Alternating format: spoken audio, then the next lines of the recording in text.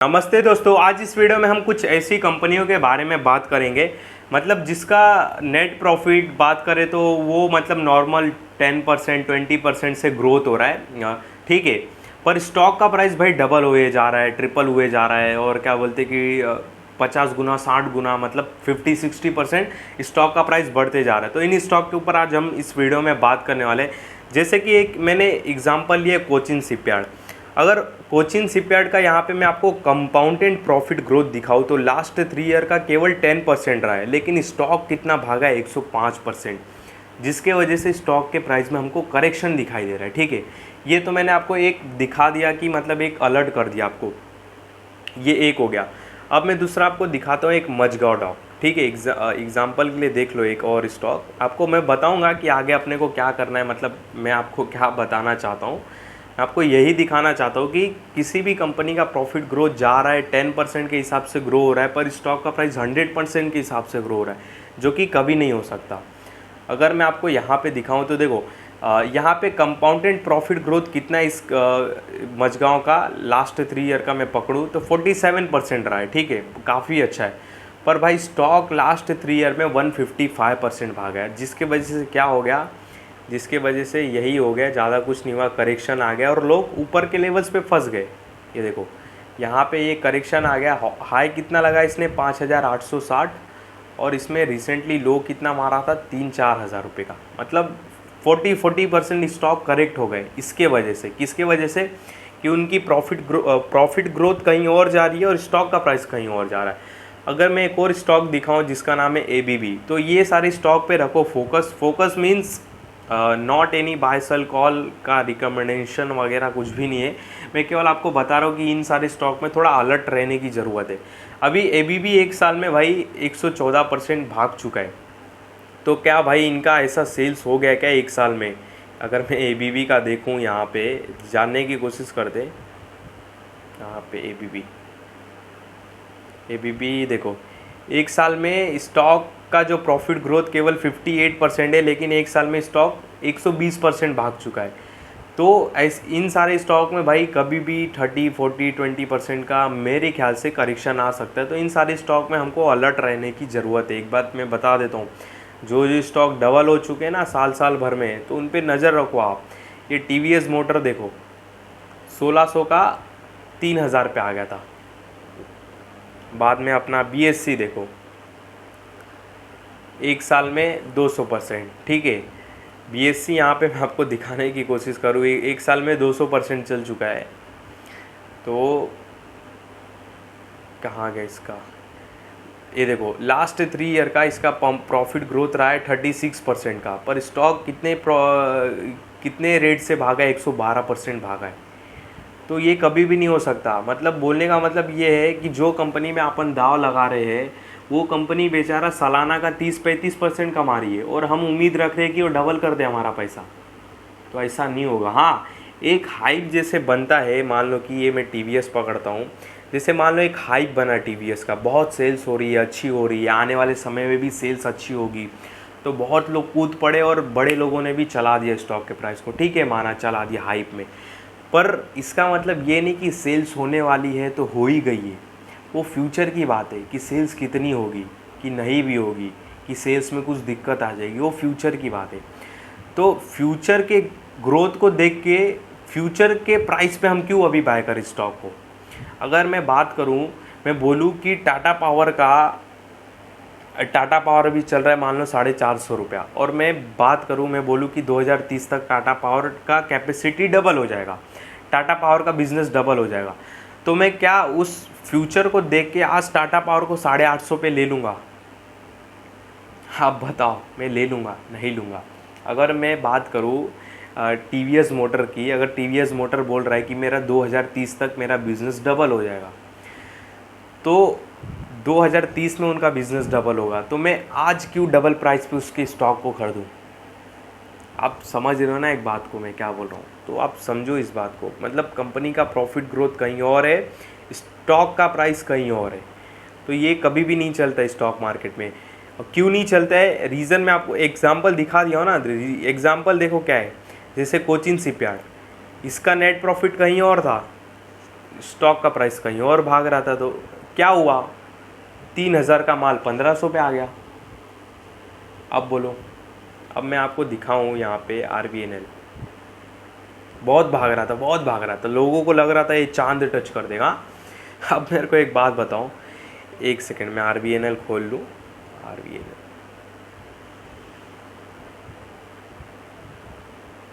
RVNL और कौन से स्टॉक पे अभी फोकस करना है मैं वो भी बताऊंगा, वेट कर रहा हूँ। यहाँ पे RVNL, अभी मेरे को एक बात बताओ भाई साहब, इसका तो हालत और ख़राब है। इसका sales growth last one year का -3% है, प्रॉफिट ग्रोथ 2% है, मतलब ज़ीरो। पर स्टॉक वन ईयर में 184% भागा है। मतलब सेल्स कुछ नहीं है एक साल में, प्रॉफिट ग्रोथ कुछ नहीं है, पर स्टॉक भागा है। क्यों भागा है? क्योंकि अपने को पता है RVNL फ्यूचर में बहुत चलेगा, बहुत रेलवे में इंफ्रा में ठीक होगा, रेलवे मतलब रेलवे में बहुत सुधार होगा, और बाद में रेलवे की लाइन बीच रही है, मेट्रो आ रहा है, मान लो एग्जांपल के लिए, कभी आ रहा है मुझको याद नहीं, मेट्रो नहीं, बुलेट ट्रेन अहमदाबाद और मुंबई, वो मेरे को डेट नहीं पता है, कि एग्जांपल के लिए मैं बोल रहा हूँ, नहीं तो आप मुझे गलत बोल दोगे यहाँ पे। मान लो कि 2030 में वो रेल आ रहा है, ठीक है, बुलेट ट्रेन आ रहा है, जिसकी वजह से मान लो RVNL भाग रहा है, क्योंकि RVNL उस बुलेट ट्रेन का हिस्सा है। ये कंपनी, वो बुलेट ट्रेन जो भी बन रही है, जो पटरी बिछ रही है और बुलेट ट्रेन बन रही है, उस कंपनी में RVNL हिस्सा है। मैं मानता हूँ ग्रोथ है, मैं मानता हूँ ग्रोथ है, पर अभी तो ग्रोथ नहीं है ना। तो 2030 में इसकी ग्रोथ, 2030 तक इसकी ग्रोथ है, तो क्या मैं 2030 के प्राइस, जो 2030 पे जो उसका प्राइस होना चाहिए और उसका प्राइस अभी है, तो मैं क्या अभी बाय कर लूँ उसको RVNL को? वो जब ग्रोथ आएगी और जब उस हिसाब से स्टॉक रिएक्ट करेगा तब मैं लूँगा ना। मतलब इनकी ग्रोथ आई नहीं है, ग्रोथ के पहले ही लोगों ने पहले ही प्रेडिक्शन कर दिया है कि ग्रोथ आने वाली है अब, और हाई प्राइस पे उठा रहे हैं माल को। यहाँ पे आप साफ साफ देखो, कंपनी का प्रॉफिट ग्रोथ 2% रहा है, लास्ट ईयर की बात करो, पर स्टॉक एक साल में 184% भागा है। और इससे क्या होता है? इससे होता है स्टॉक का प्राइस करेक्शन, एक ही रेंज में बहुत समय से फंसा रहेगा, इसमें यही होता है, इसमें अब यही होगा, अब ये एक ही रेंज में बहुत समय से फंसा रहेगा, ये सारी बातें होती है। मैं आपको बताऊं कि जुलाई से लेके जुलाई अगस्त सितंबर अक्टूबर भी चला गया, 4 महीने से एक ही रेंज में फंसा है। जब इस स्टॉक में इतना ही दम था, इतना ही प्रॉफिट ग्रोथ, रोज़ प्रॉफिट जनरेट कर रहा था, तो जब ये 150 से 650 चला गया, तो अब 400 से 800 क्यों नहीं जा रहा है? अभी ये 480 से 800 और 900 क्यों नहीं जा रहा? अभी क्यों 4 महीने से एक ही रेंज में फंसा है? क्यों 4 महीने से ये एक ही रेंज में फंसा है? क्यों? क्योंकि इसमें क्या हो गया था, इसमें यही हो गया था, कंपनी का प्रॉफिट ग्रोथ इधर था, स्टॉक का प्राइस भाग गया इधर। तो अब क्या हो गया, स्टॉक के प्राइस को तो इसका साथ चाहिए प्रॉफिट ग्रोथ का। तो प्रॉफिट ग्रोथ ने क्या बोला, भाई तू वेट कर अभी भाई, मैं धीरे धीरे, मेरी प्रॉफिट जब बढ़ेगी तो मैं तेरे लेवल्स पे आऊँगा। तो स्टॉक का प्राइस यहीं पे आ गया, रुक गया। अब रुकना ही पड़ेगा भाई, क्योंकि स्टॉक इसके बिना नहीं चल सकता, प्रॉफिट ग्रोथ के लेवल में ही चलेगा, इस बात को ध्यान दो। स्टॉक का प्राइस अब 4 महीने से रुका है, अब वेट कर रहा है कि इसका प्रॉफिट ग्रोथ स्टॉक के प्राइस को मैच करे। अब प्रॉफिट ग्रोथ जब धीरे धीरे कंपनी का पड़ेगा, जब इसके लेवल पे आएगा तब ये भागेगा। तो भाई ऐसे स्टॉक पे थोड़ा अलर्ट रहो, ध्यान दो, फियर ऑफ मिसिंग मत रखो कि मुझसे कुछ छूट रहा है, मेरे रिटर्न्स छूट रहे हैं, क्या मैं रिटर्न्स नहीं बना पा रहा हूँ, सब बना रहे, ये सारे वर्ड्स निकाल दो दिमाग से, ठीक है। अगर मैं आपको यहाँ पे एक SGVN दिखाऊँ, ठीक है, स्टॉक एक साल में कितना भागा है, अभी तो इसमें करेक्शन भी आ गया है, करेक्शन वाला अगर मैं स्टॉक पकड़ूँ तो 70% भागा है एक साल में, हाँ ठीक है। यहाँ पे मैं SGVN ओपन कर लेता हूँ, 70% भागा है एक साल में स्टॉक, ध्यान दो, हाँ SGVN एक साल में 70%। अरे बाप रे, इसका हालत तो RVNL से भी बेकार है, क्या ही बोलूँ भाई।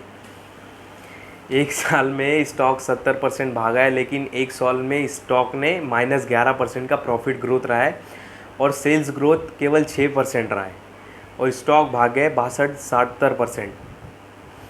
लास्ट थ्री ईयर नहीं, लास्ट 5 ईयर पकड़ने दो इसका मेरे को। हाँ लास्ट 5 ईयर में स्टॉक का जो कंपाउंडेड प्रॉफिट ग्रोथ रहा है वो केवल -10% है। कितना? -10। लेकिन 5 साल में स्टॉक कितना भागा है? 400% ऑलमोस्ट। तो आप बोलो ऐसे स्टॉक क्या चलेंगे? नहीं, एक टाइम पे चलेंगे, जिस टाइम मार्केट में मूड बना रहेगा, जो प्रमोटर्स है, जो एफआईज और डीआईआर्स है, जब इसको चला रहे और अपना प्रॉफिट निकाल रहे तो चलाएंगे इसको।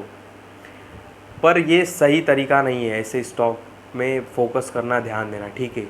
ये सब ट्रैपिंग का काम है, और अगर ट्रैपिंग होता भी नहीं इसमें तो ये काफ़ी समय से अब एक ही रेंज में फंसे रहेंगे। तब तक फंसे रहेंगे जब तक इनका प्रॉफिट ग्रोथ इसके स्टॉक के प्राइस को मैच नहीं करता है। इस बात को ध्यान दो आप, ठीक है।